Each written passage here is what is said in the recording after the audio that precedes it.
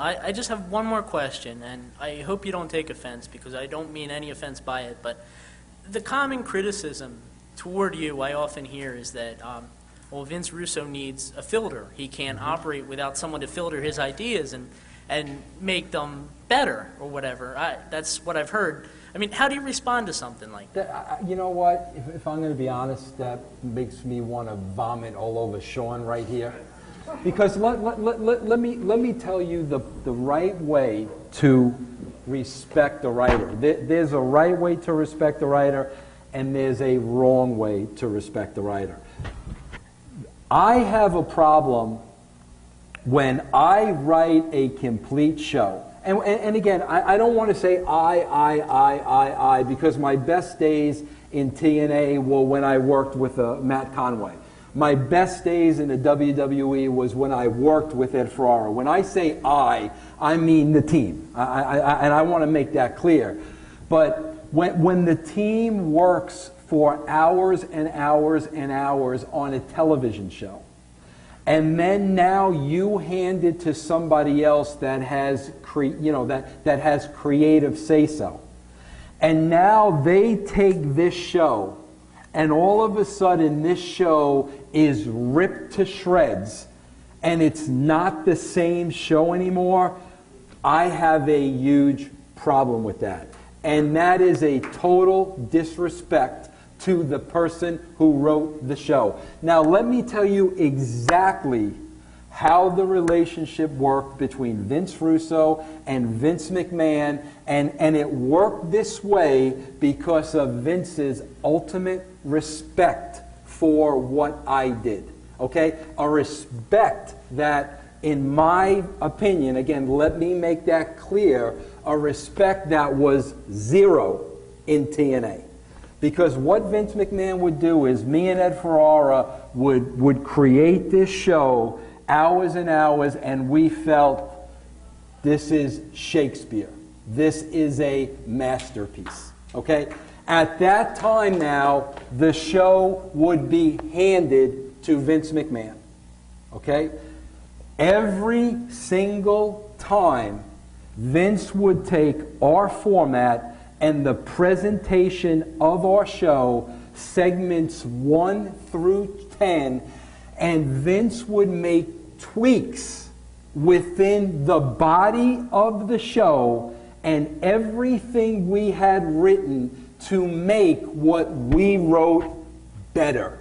Vince did not change matches. Vince did not change segments. Vince did not destroy this show that his writers had worked for hours on.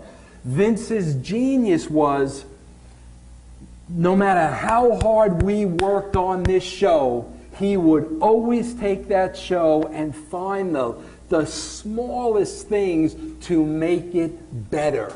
And that's why it worked. It was no filter. Vince never once, in the 5 years that I worked with him, never one time said, Vince, you can't do that. Vince, that sucks. Vince, we're not going to do that. Never. Vince McMahon made me a better writer. That never happened at TNA. Thank you. Best of luck with everything. Thank you very much. Here's the can of worms. Let me just open it for everybody. Okay, we'll get to TNA in a minute. Go ahead. Straight from Incredibody.com, we have Francisco. Hello, Vince. Hey. You just spoke about the relationship you had with Vince McMahon and how he actually would help make you a better writer. In TNA, when Eric Bischoff entered the company, every month he would appear on a wrestling radio show. Anytime he was asked a question about creative, he would always distance himself and say that he was not part of the creative process, that this was Vince Russo, etc. And I'd hear that every month, and to me, that was disingenuous. To me, it seemed as if Eric Bischoff was actually helping to guide the company, and it was stifling your creativity. He also said that, I believe, something to the effect that he had more creativity in his pinky than Vince McMahon had in his entire body.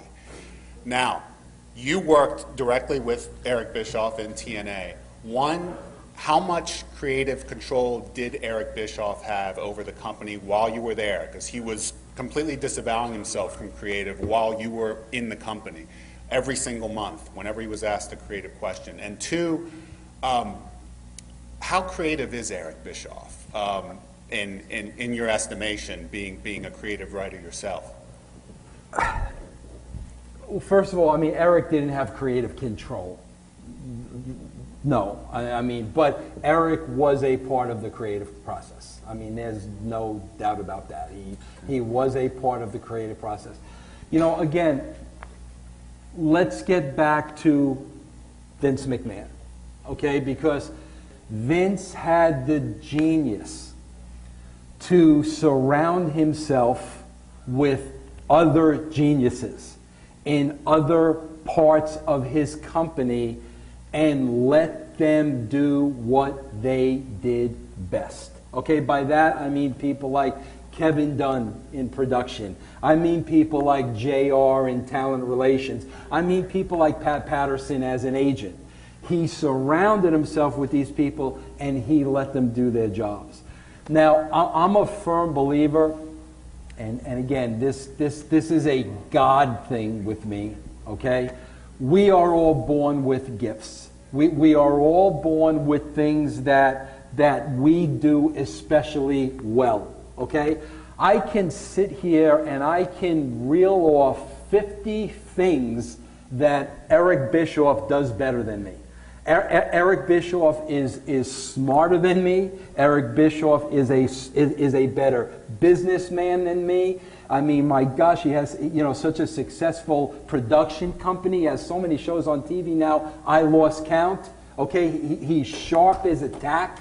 But when you have a company, you have to take those individuals around you and you have to put them in the lane where they work best.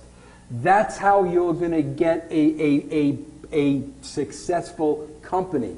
When these people now start crisscrossing each other, now you're going to have a mess. And Vince never allowed that to happen. Vince didn't let JR get involved in creative. Vince Russo didn't want to get involved with talent relations. We all had one particular thing that we were really good at, and that's what we did.